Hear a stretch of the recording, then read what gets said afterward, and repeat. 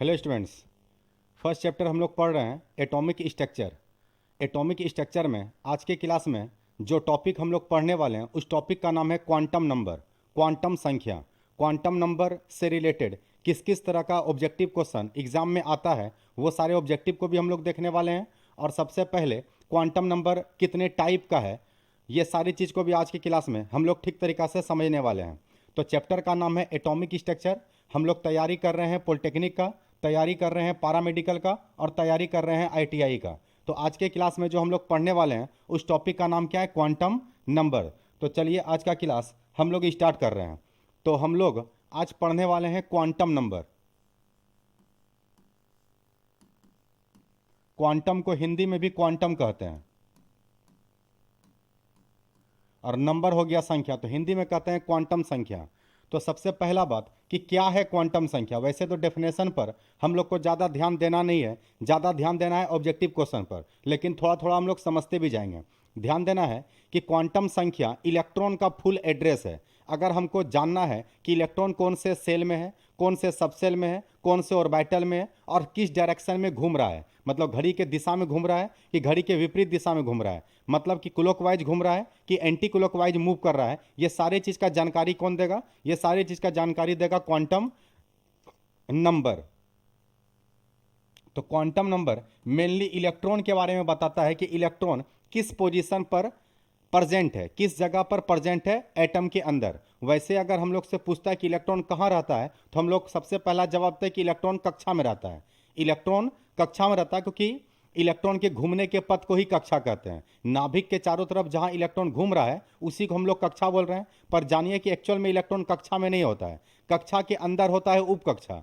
उपकक्षा में भी इलेक्ट्रॉन नहीं होता, उसके अंदर होता है कक्षक, और इलेक्ट्रॉन कक्षक में प्रेजेंट रहता है। तो सबसे पहले ये समझिए कि हम लोग से पूछा जाएगा कि इलेक्ट्रॉन कहाँ रहता है, तो इलेक्ट्रॉन रहता है एक्चुअल में कक्षा में। इसी को हम लोग बोल रहे हैं कक्षा। कक्षा के अंदर आता है उपकक्षा, उपकक्षा जिसको हम लोग बोल रहे हैं सबसेल, सबसेल। और इसके भी अंदर आता है ऑर्बिटल, ORBITAL, ऑर्बिटल जिसको बोलते हैं कक्षक। तो ये है हम लोग के लिए कक्षा, ये है हम लोग के लिए उपकक्षा,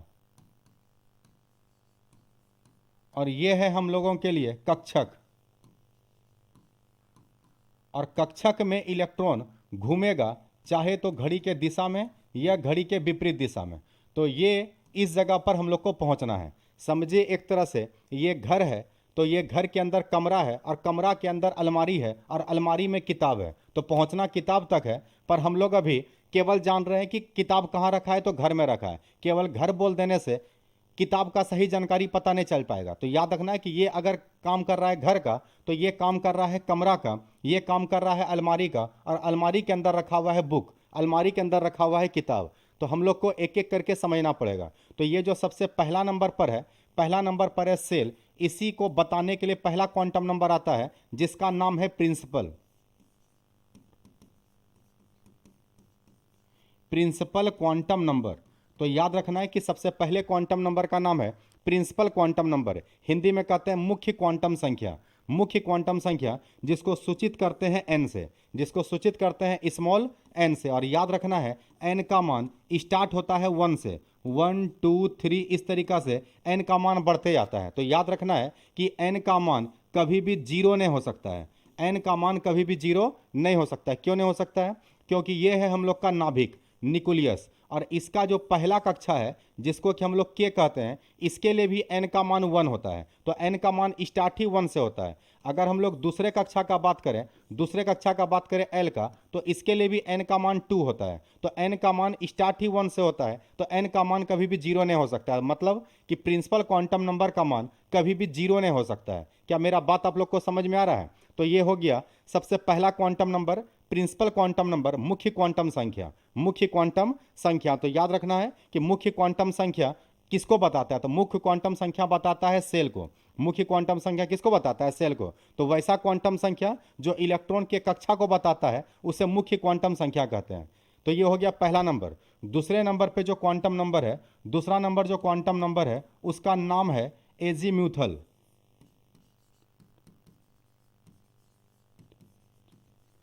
azimuthal quantum number. Azimuthal quantum number, इसको हम लोग सूचित करते हैं एल से। किससे सूचित करते हैं? एल से। तो एल से जो सूचित करते थे, ये बताता किसको है? ये बताता है उपकक्षा को। किसको बताता है? उपकक्षा को, मतलब कि ये बताता है सबसेल को, ये बताता है सबसेल को। तो सबसेल को बताता है, तो एल को निकालने का एक छोटा सा फॉर्मूला है, वो फॉर्मूला है 0 to n-1। 0 to n-1, N का जो मान ये निकलेगा 1 2 3 4 कुछ भी, उसको यहाँ पे रखेंगे और रखने के बाद वहाँ पर से एल का वैल्यू हम लोग फाइंड करेंगे। तो आप लोग को क्लियरली समझ में आना चाहिए कि एल को निकालने का जो सूत्र होता है वो होता है 0 to n-1। टू मतलब से लेकर, तो 0 से लेकर n-1 तक, 0 से लेकर n-1 तक। अब बात करते हैं अगर सबसेल का, तो सबसेल कौन कौन सा है? सबसेल है एस, सबसेल है पी, सबसेल है डी, सबसेल है एफ। तो एस पी डी एफ जिसका ज़्यादा यूज होगा, यहीं से बनता है S block, P block, D block और एफ ब्लॉक, जो हम लोग पीरियोडिक टेबल में देखते हैं। तो एस पी डी एफ, इसके बाद भी आता है जी एच आई। तो याद रखना है कि इसी तरीका से सबसेल आता है, पर इसमें यूज 4 को ही होगा, एस का, पी का, डी का और एफ का। तो आपको पता होना चाहिए कि एस में 2 इलेक्ट्रॉन होता है, पी में 6 इलेक्ट्रॉन होता है, डी में 10 इलेक्ट्रॉन होता है, एफ में 14 इलेक्ट्रॉन होता है। सब में 4 का डिफरेंस है। 2 में 4 जोड़ो 6, 6 में 4 जोड़ो 10, 10 में 4 जोड़ो 14। तो इसका मतलब इसमें होगा 18, इसमें हो जाएगा 22 और इसमें आ जाएगा 26। तो इस तरीका से ये ऊपर में जो लिख रहे हैं ये इलेक्ट्रॉन को बता रहा है। तो आपको ये फॉर्मूला याद होना चाहिए कि एल का फॉर्मूला, जब क्वांटम नंबर पे हम लोग क्वेश्चन सॉल्व करेंगे तो वहां पर इस फॉर्मूला का यूज होगा। तो याद रखना कि एल निकालने का फॉर्मूला है 0 to n-1। क्या है फॉर्मूला? 0 to n-1। तो पहला क्वांटम नंबर का नाम आ गया प्रिंसिपल क्वांटम नंबर, इसको रिप्रेजेंट करते हैं, इसको सूचित करते हैं स्मॉल एन से। दूसरे का नाम है azimuthal quantum number, azimuthal Hindi में कहते हैं द्विगु क्वांटम संख्या, द्विगु क्वांटम संख्या, जिसको सूचित करते हैं स्मॉल एल से। इसका फॉर्मूला हो गया 0 to n-1। और सबसेल जिस तरह कक्षा को सूचित करते हैं, कक्षा को सूचित करते हैं K L M N O P Q dot dot. तो ये सब कक्षा को सूचित करते हैं। तो कक्षा को सूचित करते हैं कैपिटल लेटर से, कैपिटल लेटर से, और उप कक्षा को सूचित करते हैं स्मॉल लेटर से। तो पहले इलेक्ट्रॉन समझा जाता है कि कक्षा में, लेकिन कक्षा के अंदर होता है उप कक्षा। कक्षा के अंदर क्या होता है? उप कक्षा। अभी हम लोग और भी डिटेल में समझेंगे। तीसरा नंबर पर जो है उसका नाम है ऑर्बिटल। ऑर्बिटल को बताने के लिए तीसरा क्वांटम नंबर आता है जिसका नाम है मैग्नेटिक, मैग्नेटिक क्वांटम नंबर। तो तीसरे क्वांटम नंबर का नाम है magnetic quantum number. Magnetic Hindi में कहते हैं चुंबकीय क्वांटम संख्या। हिंदी में क्या बोलते हैं? चुंबकीय क्वांटम संख्या। तो चुंबकीय क्वांटम संख्या जो है इसको हम लोग सूचित करते हैं एम से। इसको सूचित किससे करते हैं? एम से सूचित करते हैं। तो ये हो गया मैग्नेटिक क्वांटम नंबर, चुंबकीय क्वांटम संख्या। तो एम बराबर फॉर्मूला क्या होता है? तो एम बराबर फॉर्मूला होता है -L2 + L, -L2 + L। तो यहां पर से जो L का मान निकलेगा उस L के मान को यहां पुट करेंगे तो यहां पर से M निकलेगा। मतलब कि L निकालने के लिए पहले N चाहिए, N पता होगा तो L निकलेगा और L पता होगा तो M निकलेगा। तो मैग्नेटिक क्वांटम नंबर को सूचित करते हैं M से। तो याद रखना है कि L का मान मान लो कि 1 आ गया, तो 1 आ गया तो -1 से लेके +1 हो जाएगा, मतलब -1 से लेके +1 हो जाएगा, मतलब -1 हो जाएगा, 0 हो जाएगा, +1 हो जाएगा। अभी क्वेश्चन देखेंगे तो ठीक से समझ में आएगा। पहले आपको फॉर्मूला केवल याद होना चाहिए कि M निकालने का फॉर्मूला होता है -L2 + L, -L2 + L। तो पहला क्वांटम नंबर हो गया प्रिंसिपल क्वांटम नंबर, दूसरा क्वांटम नंबर आ गया एजीम्यूथल क्वांटम नंबर, और तीसरा आ गया मैग्नेटिक क्वांटम नंबर, जो बताएगा ऑर्बिटल को, जो बताएगा किसको? ऑर्बिटल को, मतलब कि कक्षक को। तो पहला क्वांटम नंबर जो है मुख्य क्वांटम संख्या, ये कक्षा को बताता है। दूसरा क्वांटम नंबर जो है एजीम्यूथल क्वांटम नंबर, ये उपकक्षा को बताता है। और तीसरा क्वांटम नंबर जो है मैग्नेटिक क्वांटम नंबर, ये बताता है किसको? कक्षक को। ये किसको बताता है? कक्षक को बताता है। ठीक है। अब लास्ट क्वांटम नंबर जो है ये बताता है ऑर्बिटल में स्पिन को। तो ये बताएगा इलेक्ट्रॉन के स्पिन को। ये है spin quantum number, spin quantum number. इसको सूचित करते हैं एस से। अच्छा, कुछ बुक में इसको एम एस से भी सूचित किया है, तो ध्यान रखना है कि इसको सूचित एस से भी कर सकते हैं और एम एस से भी कर सकते हैं। इसका क्या मतलब है? इसका मतलब है कि अगर इलेक्ट्रॉन ऊपर के तरफ जा रहा है तो इसका मतलब ये इलेक्ट्रॉन घड़ी के दिशा में घूम रहा है, घड़ी के दिशा में घूम रहा है। तो इसको नाम दिया क्लॉकवाइज। इस इलेक्ट्रॉन का नाम क्या है? तो ये वाला जो इलेक्ट्रॉन है जो ऊपर के साइड है, इसका नाम है क्लॉकवाइज, क्लॉकवाइज इलेक्ट्रॉन। इसको बोलते हैं क्लॉकवाइज इलेक्ट्रॉन, मतलब घड़ी के दिशा में घूमने वाला इलेक्ट्रॉन, घड़ी के दिशा में घूमने वाला इलेक्ट्रॉन, तो इसके लिए एस का वैल्यू होता है प्लस हाफ। इसके लिए एस का वैल्यू क्या होता है? Plus half. तो याद रखना है कि जो इलेक्ट्रॉन ऊपर की तरफ जाएगा उसके लिए उसको सूचित किया गया है, उसके लिए एस का जो मान है उसके लिए एस का मान है प्लस हाफ। और जो इलेक्ट्रॉन नीचे के तरफ दिखा रहे हैं, मतलब यह है घड़ी के विपरीत दिशा में घूम रहा है। घड़ी के विपरीत दिशा में घूमने वाला जो है उसको बोलते हैं एंटी क्लॉकवाइज।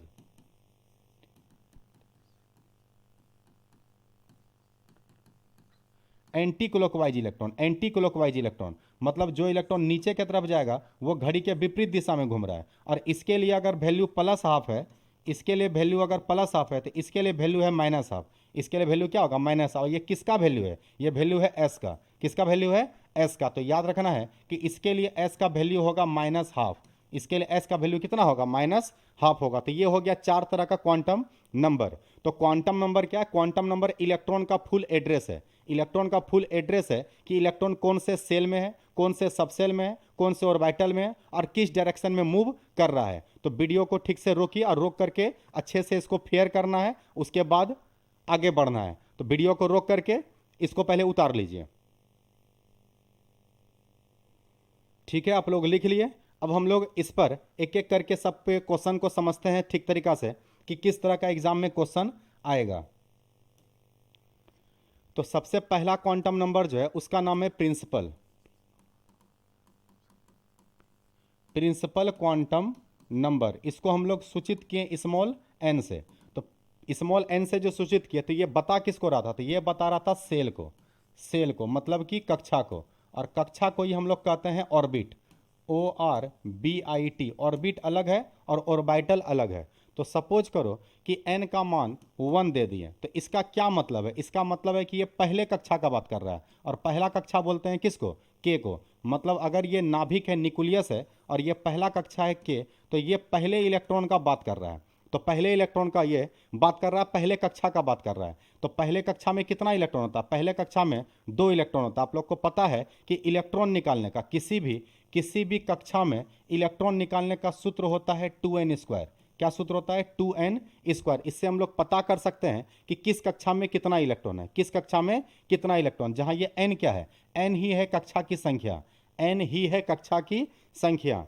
तो जरा समझो ठीक तरीका से, अगर n कक्षा का संख्या है, n कक्षा का संख्या है तो n का मान कुछ भी दे देगा। सपोज करो कि n का मान दे दिया 5 और तुमसे पूछ लिया बताइए इलेक्ट्रॉन कितना होगा। तो n का मान 5 देने का मतलब है कि ये 5वें कक्षा का बात कर रहा है। ये न्यूक्लियस, ये पहला कक्षा, ये दूसरा, ये तीसरा, ये चौथा, ये 5वां।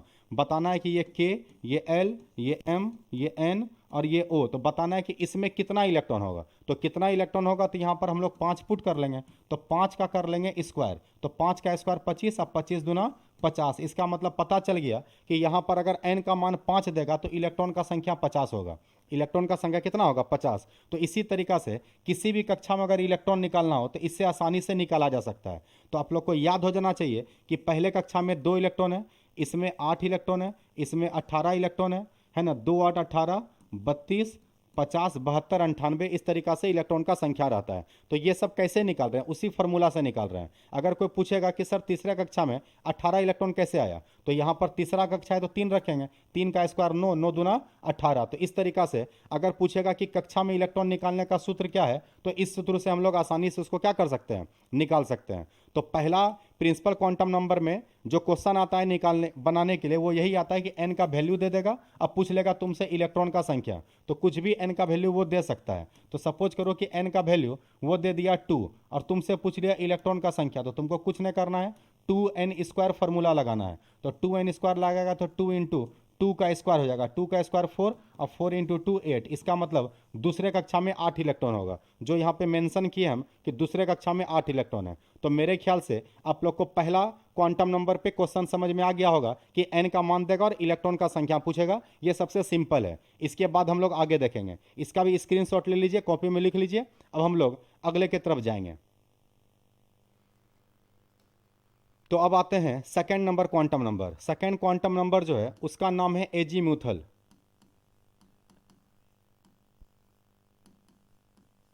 एजीम्यूथल क्वांटम नंबर, इसको हम लोग एजीम्यूथल क्वांटम नंबर को हम लोग सूचित करते हैं किससे? एल से। और ये किसको बताता है? तो ये बताता है सब सेल को। सब सेल, सब सेल, जिसको हम लोग हिंदी में कह रहे हैं उपकक्षा, जिसको हम लोग हिंदी में कह रहे हैं उप कक्षा, तो उप कक्षा को बताता है। अब उप कक्षा में इलेक्ट्रॉन निकालने का सूत्र क्या है, तो इसका इलेक्ट्रॉन निकालने का सूत्र है 4n-2, 4n-2। याद रखना है कि 4n-2 से हम लोग उप कक्षा में इलेक्ट्रॉन के संख्या को निकाल सकते हैं। जैसे जैसे उप कक्षा कौन कौन सा है, एस, पी, डी, एफ, जी, एच, आई, ये सब उप कक्षा है। हमको पता करना है कि इसमें कितना इलेक्ट्रॉन होगा। तो ये पहले नंबर पे, अगर पहले नंबर पे तो यहाँ पे 1 पुट करेंगे, 1 पुट करेंगे तो 4 गुना 1 करेंगे 4, और 4 में से 2 जाएगा, तो इसका मतलब यहाँ पे आ जाएगा 2 इलेक्ट्रॉन। ये दूसरे नंबर पे यहाँ 2 पुट करेंगे तो 4 दूना 8, 8 में से 2 जाएगा तो यहाँ पे 6 आ जाएगा। ये तीसरे नंबर पे है, यहाँ पे 3 पुट करेंगे, 4 तिया 12, 12 में से 2 जाएगा तो यहाँ 10 आ जाएगा। ये चौथे नंबर पे, यहाँ 4 पुट करेंगे, 4 गुना 4 16, 16 में से 2 जाएगा तो यहाँ पर 14 आ जाएगा। यहाँ पर हम लोग इसी तरीक़ा से 5 पुट करेंगे तो 5 के 20, 20 में से 2 जाएगा तो यहाँ पे 18 आ जाएगा। तो आप लोग को बताए थे कि 4 4 का अंतर है, तो 18 में 4 जोड़ो तो 22, 22 में 4 जोड़ो तो 26। तो यूज ज़्यादातर यही 4 होना है, तो इस चारों को ठीक से याद रखना है कि एस में 2 इलेक्ट्रॉन होता है, पी में 6 इलेक्ट्रॉन होता है, डी में 10 इलेक्ट्रॉन होता है, एफ में 14 इलेक्ट्रॉन होता है। इसलिए जब हम लोग इलेक्ट्रॉनिक विन्यास लिखते हैं तो लिखते हैं 1s2, लिखते हैं 2s2, लिखते हैं 2p6, लिखते हैं 3s2, 3p6, 4s2 और 3d10। आपको यहाँ तक इसको याद करना है, ये काफ़ी इंपॉर्टेंट है, इसको आप लोग को याद कर लेना है। तो याद रखना है कि एस में 2 इलेक्ट्रॉन, पी में 6 इलेक्ट्रॉन और डी में 10 इलेक्ट्रॉन। एफ का काम भी उतना नहीं पड़ता है, तो ज़्यादातर यहीं तक से क्वेश्चन आता है। ये ऊपर वाला इलेक्ट्रॉन है, ये ऊपर में क्या है, इलेक्ट्रॉन। तो ऊपर में जो ये इलेक्ट्रॉन है, इलेक्ट्रॉन जोड़ो, 2 2 4 और 6 10 12 18 20, अब 20 और 10 30, तो ये 30 तक का विन्यास है। इसको हम लोग बोलते हैं इलेक्ट्रॉनिक विन्यास। इसको हम लोग क्या बोलते हैं, इसको हम लोग बोलते हैं इलेक्ट्रॉनिक विन्यास। तो याद रखना है, इसका नाम है इलेक्ट्रॉनिक कन्फिगरेशन, इलेक्ट्रॉनिक कन्फिगरेशन। अब इस पर क्वेश्चन किस तरह से रहेगा, जरा उसको समझने का कोशिश करो ठीक तरीक़ा से। सपोज करो तुमसे पूछ लिया कि n का मान जो है वो 1 है, n का मान जो है वो 1 है, तो बताओ कि l का मान क्या होगा, l का मान क्या होगा। तो l का मान तुमको कुछ भी दे देगा, बोलेगा कि 0 होगा, l का मान 1 होगा, l का मान 2 होगा, है ना, या फिर l का मान सभी होगा। ये मान लो कि 4 ऑप्शन दे दिया, ये 4 ऑप्शन दे दिया। तुमसे पूछा कि अगर n बराबर 1 है तो बताओ कि इसका कौन सा मान सही होगा। n बराबर 1 है तो हम लोग इसमें फार्मूला लगाएंगे। फार्मूला क्या लगाएंगे, l का फार्मूला आप लोग को बताए थे 0 to n-1, 0 to n-1। n का मान यहाँ पे 1 दिया है तो यहाँ पे 1 पुट कर लो, तो 1 पुट करेगा तो 0 से 1 - 1 हो जाएगा, 1 - 1 हो जाएगा। तो 1 - 1 करेगा तो कितना आ जाएगा, 1 - 1 मतलब 0, तो 0 से लेकर 0, तो 0 से लेकर मतलब 0। तो अगर n बराबर 1 है, अगर n बराबर 1 है तो l का मान केवल 0 सही होगा। तो ये वाला सही है और ये सब गलत है, ये सब क्या है, गलत है। तो याद रखना है कि n का जो मान होगा, n में जब 1 घटाते हैं तो l निकलता है। इसका मतलब l हमेशा छोटा होगा और n हमेशा बड़ा होगा, क्योंकि n में 1 घटाएंगे तब ना l निकलेगा। तो याद रखना है कि n का मान हमेशा बड़ा होता है l के मान से, n का मान हमेशा बड़ा होता है किसके मान से, l के मान से। तो इसको भी नोट डाउन करें, इसको भी नोट डाउन करें, है ना। वीडियो को रोक करके स्क्रीनशॉट ले लें।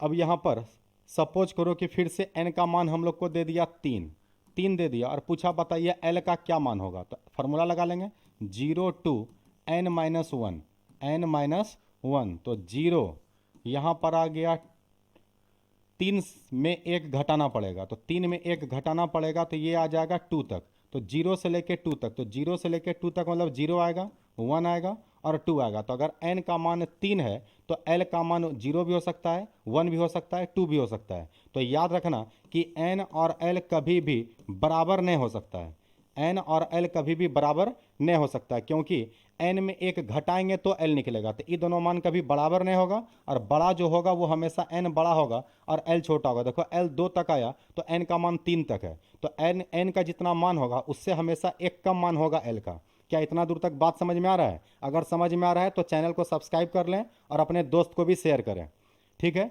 फिर आगे हम लोग अब देख रहे हैं, तो यहाँ पर हो गया n का मान। तो इस तरीक़ा से क्वेश्चन इस पर बन सकता है। अच्छा, अब आप लोग को ये याद रखना है कि l का मान जो पॉसिबल है वो 0 पॉसिबल है, 1 पॉसिबल है, 2 पॉसिबल है, 3 पॉसिबल है, इसी तरीक़ा से पॉसिबल है। तो ध्यान रखना है कि एल का मान 0 हो सकता है, एन का मान 0 नहीं हो सकता है, लेकिन एल का मान 0 हो सकता है, क्योंकि फार्मूला ये 0 टू n-1।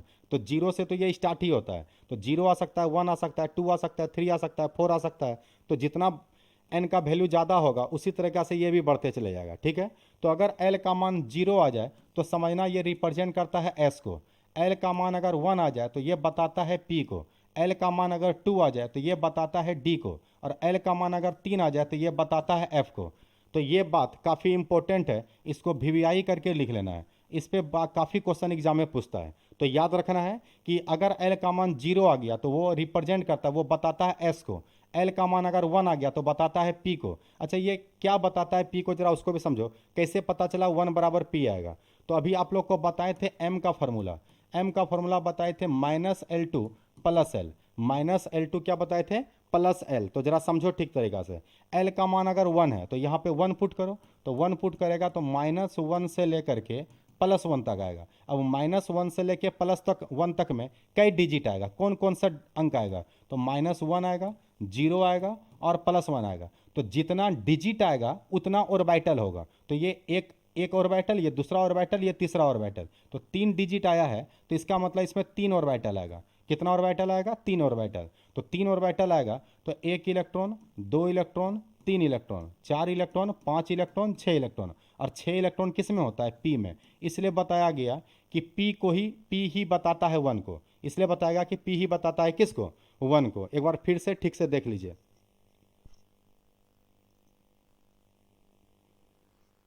ठीक है, तो यहां पर क्या दिख रहा है कि P बता रहा है किसको? 1 को। इसी तरह से किसी को भी लेंगे, मान लो कि 2 ले लेते, 2 लेते तो -2 से लेकर +2 तक आता। अगर हम लोग यहाँ पर एन एल के जगह पे 2 रख लेते तो ये हो जाता -2 से लेकर के +2 तक। तो क्या क्या अंक आता? तब आता -2, -1, 0, +1 और +2। तो टोटल कई डिजिट आ गया? 1 2 3 4 5। तो टोटल 5 डिजिट आ गया। तो 5 डिजिट आ गया, इसका मतलब 5 ऑर्बिटल बन जाएगा। तो 5 ऑर्बिटल में कई इलेक्ट्रॉन? तो एक ऑर्बिटल में 2 इलेक्ट्रॉन आता है। तो इसी तरह 5 ऑर्बिटल में टोटल 10 इलेक्ट्रॉन आएगा। और 10 इलेक्ट्रॉन किस में होता है? डी में होता है। एस में 2 इलेक्ट्रॉन, पी में 6 इलेक्ट्रॉन, डी में 10 इलेक्ट्रॉन और एफ में 14 इलेक्ट्रॉन। तो याद रखना है कि इसी तरीका से ऑर्बिटल को लाया गया है। तो आपको फिलहाल इतना केवल याद रखिए कि एस आएगा तो वो 0 को बताएगा, पी आएगा तो वो 1 को बताएगा, या 2 आएगा तो वो डी है। ये दोनों अलग अलग तरीका से है। ये आएगा तो ये बताएगा, ये आएगा तो ये बताएगा। तो ये आपको ठीक से याद होना चाहिए क्या, कि एल का मान 0 हो सकता है लेकिन एन का मान कभी भी 0 नहीं हो सकता है। ध्यान रखना है इस बात को। तो ये काफ़ी इंपॉर्टेंट लाइन है, इसको जरा ठीक से नोट डाउन करो, फिर आगे का क्वेश्चन हम लोग देखते हैं। ठीक है, यहां तक क्लियर है बात? ध्यान देना है जरा ठीक तरीका से। सपोज करो कि अब कुछ क्वेश्चन लेते हैं जो एग्जाम में पूछा है। क्वेश्चन दिया है कि यदि n बराबर 4 हो और l बराबर 2 हो तो बताएं इसका सिंबल क्या होगा। इसका सिंबल पूछता है कि बताइए इन दोनों से मिलके क्या सिंबल बनेगा। तो n बराबर 4 दिया है तो 4 दिया तो यहाँ 4 लिख लिया। और l बराबर 2 दिया है, 2 किसको बताता है? 2 बताता है d को। अभी आप लोग को बोले थे ना कि l का मान क्या क्या हो सकता है? 0 हो सकता है, 1 हो सकता है, 2 हो सकता है और 3 हो सकता है। तो 0 बताता था s, ये p, ये d और ये बताता था f। इधर याद रखना 0 1 2 3, इधर याद रखना एस पी डी एफ। ये काफ़ी इंपॉर्टेंट है, ध्यान रखेगा। तो अगर यहाँ पर L का मान 2 दिया है तो L का मान 2 बताता है किसको? D को। तो सिंबल बन जाएगा 4D। सिंबल क्या बन जाएगा? 4D। और अगर पूछेगा ई दोनों दे देगा और पूछेगा बताइए इसमें इलेक्ट्रॉन कितना, तो इलेक्ट्रॉन कितना, तो 4D। डी में इलेक्ट्रॉन कितना होता है? 10 होता है। तो अगर पूछेगा n बराबर 4, L बराबर 2, तो बताएं इसमें अधिकतम इलेक्ट्रॉन की संख्या कितनी होगी? तो बोलेंगे अधिकतम इलेक्ट्रॉन की संख्या 10 होगी। अधिकतम इलेक्ट्रॉन की संख्या कितनी आएगी? 10 आएगी। क्या मेरा बात समझ में आ रहा है? एक क्वेश्चन फिर से देखो, एक क्वेश्चन फिर से देखो। अगर बोल रहा है कि n बराबर 3 है और l बराबर 1 है तो बताइए इसका सिंबल, बताइए इसमें इलेक्ट्रॉन और बताइए इसमें ऑर्बिटल। 3 तरह का क्वेश्चन है, ये तीनों ऑब्जेक्टिव में पूछता है। वीडियो को रोकिए और रोक करके इसको सॉल्व कीजिए।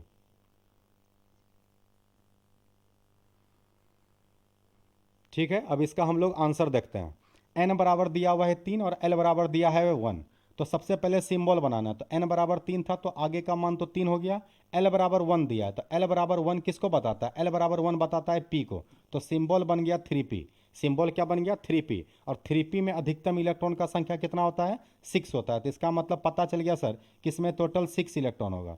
और पूछा था ऑर्बिटल, तो p में कितना ऑर्बिटल होता है? तो p में होता है 3 ऑर्बिटल।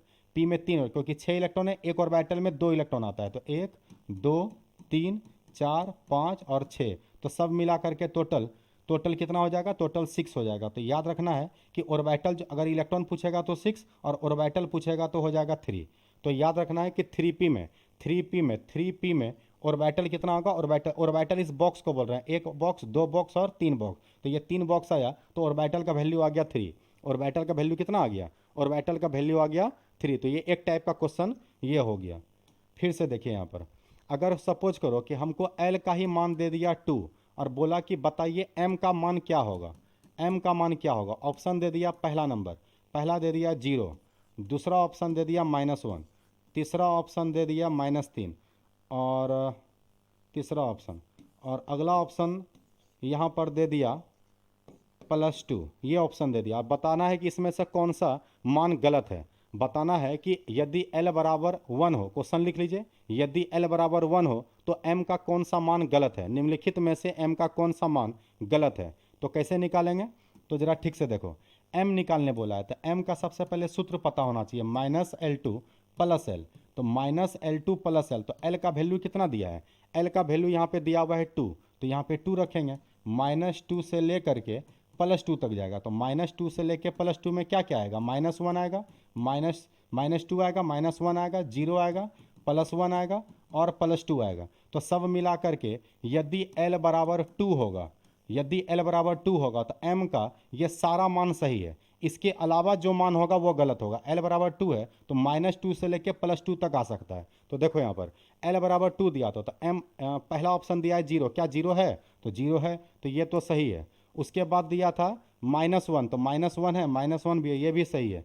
-3, तो -3 है किसी में? नहीं है, इसका मतलब ये गलत है। और +2 भी क्या है? सही है। तो पूछा था कौन सा गलत है, तो ये वाला आंसर नहीं होगा, -3 आंसर नहीं आएगा। आप लोग को बात समझ में आ रहा है कि फार्मूला को कैसे करके यूज करना है। और L बराबर अगर 2 दिया और आपसे पूछ लिया बताइए ऑर्बिटल, आपसे पूछ लिया कि बताइए इसमें ऑर्बिटल कितना होगा और बताइए इसमें इलेक्ट्रॉन कितना होगा, तो कैसे निकालेंगे? जरा ठीक से समझो कैसे निकालेंगे। कैसे निकालेंगे? तो यहाँ पर देखो L बराबर 2 था तो M बराबर आ गया -2 से लेकर +2 तक। तो कई डिजिट आया? 1 2 3 4 5, जितना डिजिट उतना डिब्बा, उतना ऑर्बिटल। तो 1 ऑर्बिटल, 2 ऑर्बिटल, 3 ऑर्बिटल, 4 ऑर्बिटल, 5। तो 1 2 3 4 5। तो अगर पूछेगा L बराबर 2 और ऑर्बिटल का संख्या तो आंसर बताएंगे 5। आंसर कितना बताएंगे? 5। और अगर इलेक्ट्रॉन पूछेगा तो इसका दुगना हो जाएगा, क्योंकि एक ऑर्बिटल में 2 इलेक्ट्रॉन आता है। तो इसका मतलब इसमें ऑर्बिटल में इलेक्ट्रॉन पूछेगा तो इलेक्ट्रॉन हो जाएगा 10। इलेक्ट्रॉन कितना हो जाएगा? 10। क्या मेरा बात आप लोग को समझ में आ रहा है?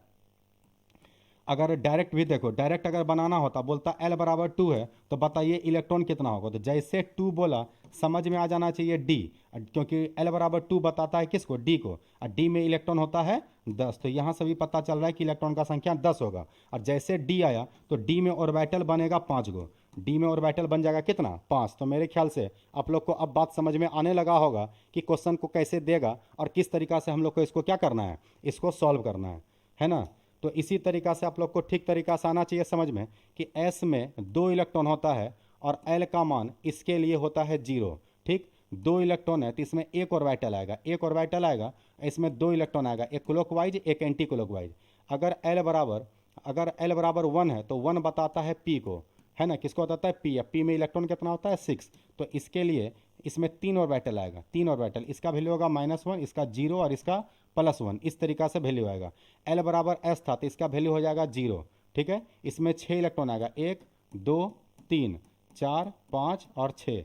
इसी तरीका से अगर हम लिखे 0 1 और यहाँ लिखे 2 तो 2 बताता है D को। अब D में इलेक्ट्रॉन कितना होता है? 10। तो इस तरीका से इसमें टोटल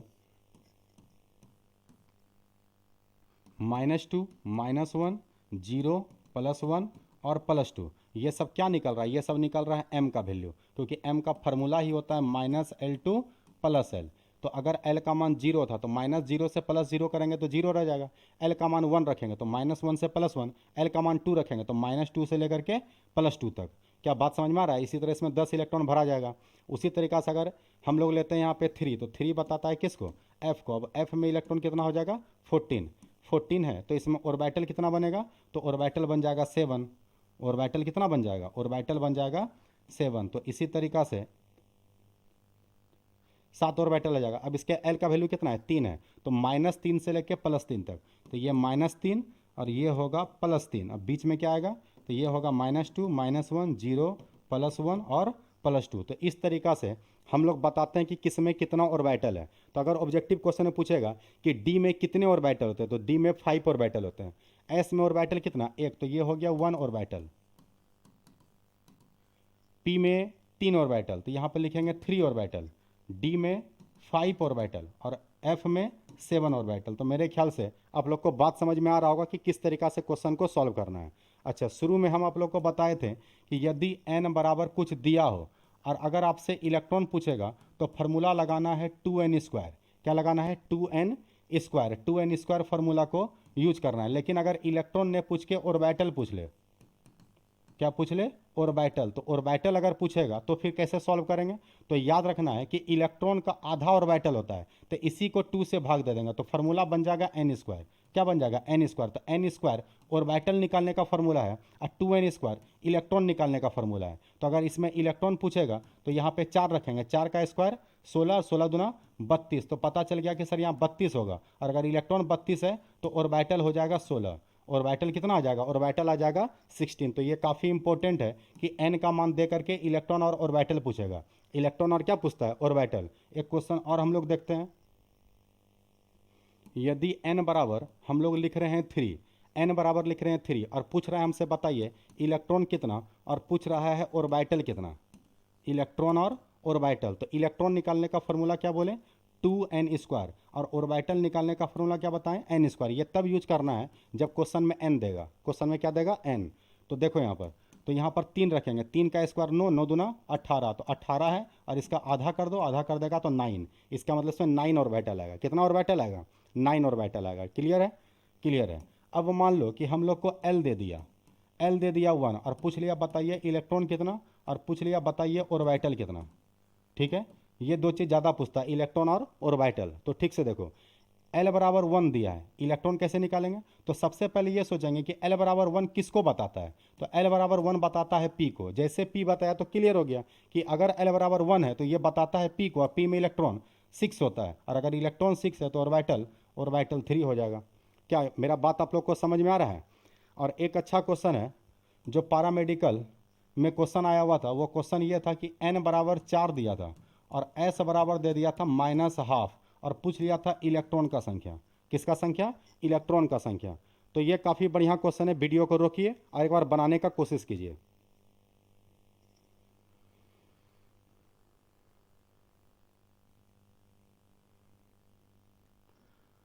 क्या बन पाया आप लोग से? तो यहाँ पर देखो n बराबर कितना दिया है? n बराबर दिया हुआ है 4 और s बराबर दिया है -½ तो आप लोग को क्या निकालना है? आप लोग को निकालना है इलेक्ट्रॉन का संख्या। तो ज़्यादातर स्टूडेंट करता है क्या है कि इलेक्ट्रॉन का फॉर्मूला लगा देता है 2n²। 2n² लगाएगा तो 2 × 4 का स्क्वायर हो जाएगा, 4 का स्क्वायर हो जाता है 16, 16 दूना हो जाता है 32। अगर इतना जान रहे तो ये गलत है, ये गलत है। ये आंसर तब होता जब केवल n देता, s नहीं देता तो आंसर होता। ये s का भी तो कुछ मतलब रहा होगा क्वेश्चन में। तो अब इसको कैसे सॉल्व करेंगे उसके लिए ज़रा ठीक तरीक़ा से ध्यान देना है। s बराबर -½ -½ क्या बताता है? +½ बताता है कि इलेक्ट्रॉन ऊपर जाएगा, और -½ बताता है कि इलेक्ट्रॉन नीचे आएगा। तो यहाँ पर ऊपर वाले इलेक्ट्रॉन का बात नहीं कर रहा है, यहाँ पे बात कर रहा है नीचे वाले इलेक्ट्रॉन का। तो ज़रा सोचो कि टोटल इलेक्ट्रॉन 32 है। ये चौथा कक्षा है, पहला में 2 इलेक्ट्रॉन, दूसरे में 8, तीसरे में 18, चौथा में 32। तो 32 इलेक्ट्रॉन टोटल है। 32 में से आधा ऊपर गया होगा और आधा नीचे आया होगा। तो हमको ऊपर वाला नहीं पूछ रहा है, हम लोग को पूछ रहा है -½ -½ मतलब नीचे वाला। तो नीचे वाला इलेक्ट्रॉन कितना होगा? 16। क्या मेरा बात समझ में आ रहा है? तो इसमें अगर इलेक्ट्रॉन का संख्या पूछेगा तो आंसर हो जाएगा 16 इलेक्ट्रॉन। कितना इलेक्ट्रॉन हो जाएगा? 16। तो फिर से ज़रा समझो हम क्या बोल रहे हैं। n बराबर 4 था, अगर 4 था तो यहाँ पर 4 का अगर स्क्वायर करेंगे तो 16, 16 दूना 32, तो 32 इलेक्ट्रॉन तो टोटल इलेक्ट्रॉन है। अब टोटल में से ऊपर जाने वाला इलेक्ट्रॉन कितना होगा, ऊपर जाने वाला इलेक्ट्रॉन 16 होगा, और नीचे आने वाला भी इलेक्ट्रॉन कितना होगा, वो भी 16 होगा। मेरा बात समझ में आ रहा है? तो इसके लिए वैल्यू हो गया प्लस हाफ और इसके लिए वैल्यू हो गया माइनस हाफ। तो माइनस हाफ वाला क्या है, 16 है, इसलिए आंसर 16 हो गया। इसलिए आंसर कितना हो गया, 16 हो गया। अगर समझ में आ गया तो फिर से वीडियो को रोकिए। एन बराबर दिया है 3 और एस बराबर दे दिया है, एस बराबर दे दिया है प्लस हाफ। बताइए कि इलेक्ट्रॉन कितना होगा, बताइए इलेक्ट्रॉन कितना होगा।